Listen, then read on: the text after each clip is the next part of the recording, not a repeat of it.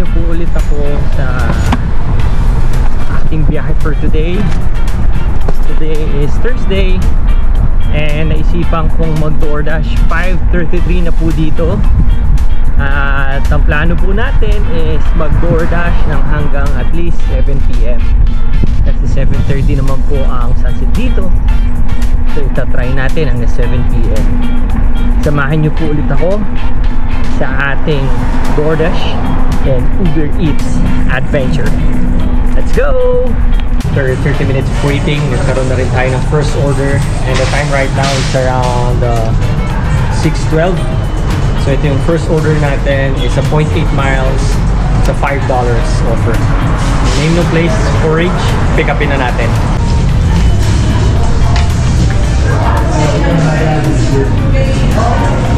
I have for crispy. So on, appreciate it. Thank you. Oh, sorry.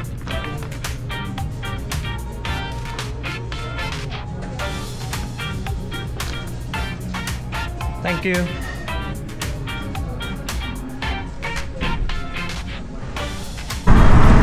Ang sabi guys, it's 0.9 miles kasi bike kung gagamitin natin and it will take us 6 minutes to be there.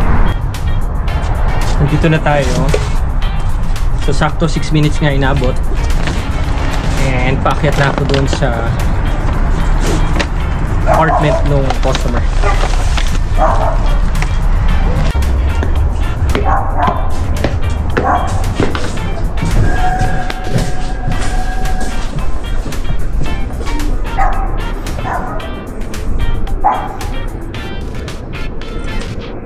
Na natin siya.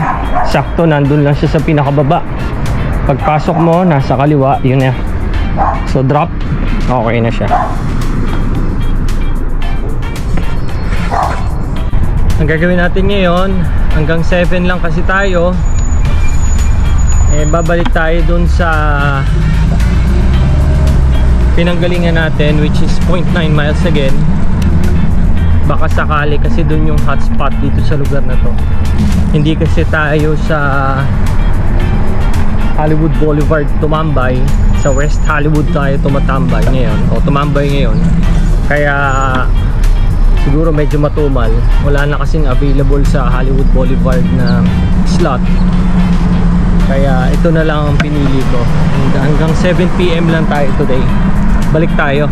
Nakuha tayo second order from Uber Eats. Thank you Lord. Kasi 0.6 miles lang siya and it is $10.25. So medyo mataas yung bigay at mas malapit kaysa dun sa una. Kasi nga yung una is $5.25 something and it's almost 1 mile or 0.9 miles. Pick upin natin. Land Noodles ang pangalan ng store. Let's go!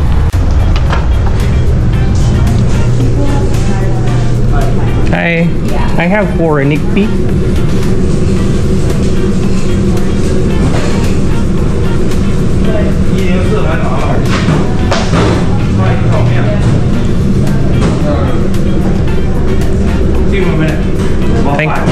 Okay, thank you. So, maghihintay lang tayo ng sabi a minute kasi hindi pa daw ready yung order. Tayo na lang natin dito sa loob.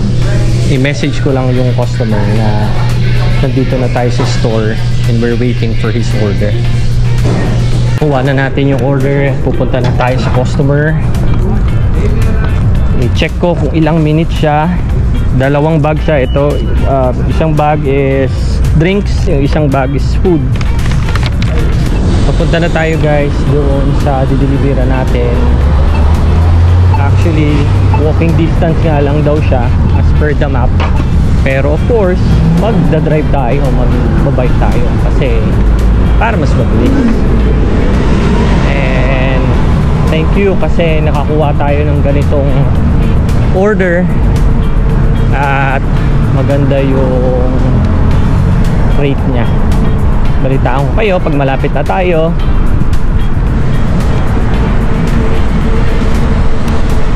Sabi guys, 2 minutes na lang tayo para makarating dun sa apartment niya.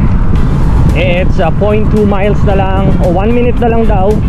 So 0.2 miles. Papunta na tayo. sa 2nd Street, kakanan daw. Tara.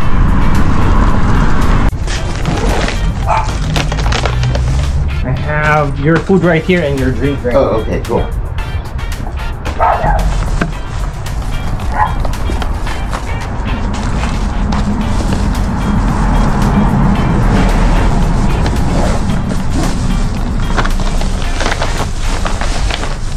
Thank you, enjoy. Yeah, thank you very much. Appreciate it. Yeah, you have a nice one. You too, thanks. So yun, nabigay na natin. Salamat kasi